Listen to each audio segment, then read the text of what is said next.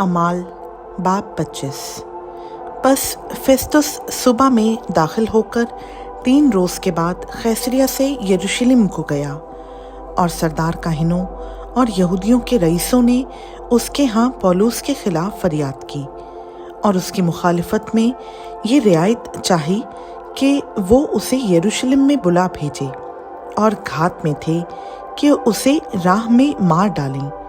मगर फेस्तुस ने जवाब दिया कि पौलुस तो कैसरिया में कैद है और मैं आप जल्द वहाँ जाऊँगा।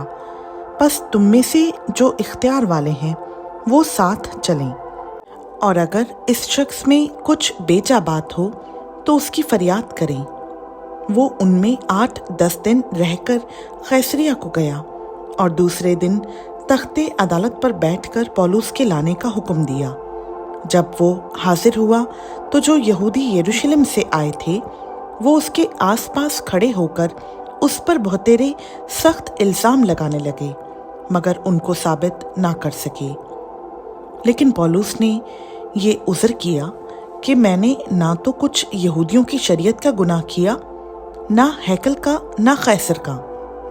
मगर फेस्तुस ने यहूदियों को अपना एहसानमंद बनाने की गर्ज से पौलुस को जवाब दिया, क्या तुझे यरूशलेम जाना मंसूर है कि तेरा ये मुकदमा वहाँ मेरे सामने फैसल हो? पौलुस ने कहा, मैं कैसर के तख्ते अदालत के सामने खड़ा हूँ, मेरा मुकदमा यहीं फैसल होना चाहिए। यहूदियों का मैंने कुछ कसूर नहीं किया। चुनाचा तू भी खूब जानता है, अगर बदकार हूँ या मैंने कत्ल के लायक कोई काम किया है तो मुझे मरने से इनकार नहीं, लेकिन जिन बातों का वो मुझ पर इल्ज़ाम लगाते हैं, अगर उनकी कुछ असल नहीं तो उनकी रियायत से कोई मुझको उनके हवाला नहीं कर सकता। मैं कैसर के यहाँ अपील करता हूँ। फिर फेस्तुस ने सलाहकारों से मसलहत करके जवाब दिया कि तूने कैसर के यहाँ अपील की है, तू कैसर ही के पास जाएगा। और कुछ दिन गुजरने के बाद अग्रिप्पा बादशाह और बरनीके ने कैसरिया में आकर फेस्तुस से मुलाकात की, और उनके कुछ अरसा वहाँ रहने के बाद फेस्तुस ने पौलुस के मुकदमा का हाल बादशाह से ये कहकर बयान किया कि एक शख्स को फेलिक्स कैद में छोड़ गया है। जब मैं यरूशलेम में था तो सरदार काहिनों और यहूदियों के बुजुर्गों ने उसके खिलाफ फरियाद की और सज़ा के हुक्म की दरख्वास्त की।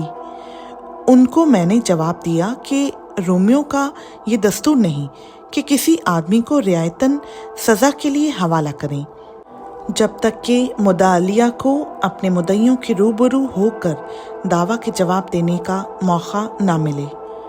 बस जब वो यहाँ जमा हुए तो मैंने कुछ देर ना की, बल्कि दूसरे ही दिन तख्ते अदालत पर बैठकर उस आदमी को लाने का हुक्म दिया। मगर जब उसके मुद्दई खड़े हुए तो जिन बुराइयों का मुझे गुमान था उनमें से उन्होंने किसी का इल्ज़ाम उस पर ना लगाया, बल्कि अपने दीन और किसी शख्स यीशु की बाबत उससे बहस करते थे जो मर गया था, और पौलुस उसको जिंदा बताता है। चूँकि मैं इन बातों की तहकीकात की बाबत उलझन में था, इसलिए उससे पूछा, क्या तू यरूशलेम में जाने को राज़ी है कि वहाँ इन बातों का फैसला हो? मगर जब पौलुस ने अपील की कि मेरा मुकदमा शहंशाह की अदालत में फैसल हो, तो मैंने हुक्म दिया कि जब तक उसे कैसर के पास ना भेजूं वो कैद रहे। अग्रिप्पा ने फेस्तुस से कहा, मैं भी उस आदमी की सुनना चाहता हूँ। उसने कहा कि तू कल सुन लेगा। बस दूसरे दिन जब अग्रिप्पा और बरनीके बड़ी शानो शौकत से पलटन के सरदारों और शहर के रईसों के साथ दीवान खाना में दाखिल हुए तो फेस्तुस के हुक्म से पौलुस हाजिर किया गया। फिर फेस्तुस ने कहा, ऐ अग्रिप्पा बादशाह और ऐ सब हाज़रीन, तुम इस शख्स को देखते हो जिसकी बाबत यहूदियों की सारी ग्रोह ने यरूशलेम में और यहाँ भी चिल्ला चिल्ला कर मुझसे अर्ज़ की कि इसका आगे को जीता रहना मुनासिब नहीं। लेकिन मुझे मालूम हुआ कि उसने कत्ल के लायक कुछ नहीं किया اور جب اس نے خود شہنشاہ کے ہاں اپیل کی تو میں نے اس کو بھیجنے کی تجویز کی۔ اس کی نسبت مجھے کوئی ٹھیک بات معلوم نہیں کہ سرکار اعلیٰ کو لکھوں۔ اس واسطے میں نے اس کو تمہارے آگے اور خاص کر اے اگرپا بادشاہ تیرے حضور حاضر کیا ہے، تاکہ تحقیقات کے بعد لکھنے کے قابل کوئی بات نکلے، کیونکہ قیدی کے بھیجتے وقت ان الزاموں کو جو اس پر لگائے گئے ہوں ظاہر نہ کرنا مجھے خلاف عقل معلوم ہوتا ہے۔ خداوند کا پاک کلام کا پڑھا، سنا، سمجھا اور قبول کیا جانا ہم سبوں کے لیے باعث برکت ہو۔ آمین۔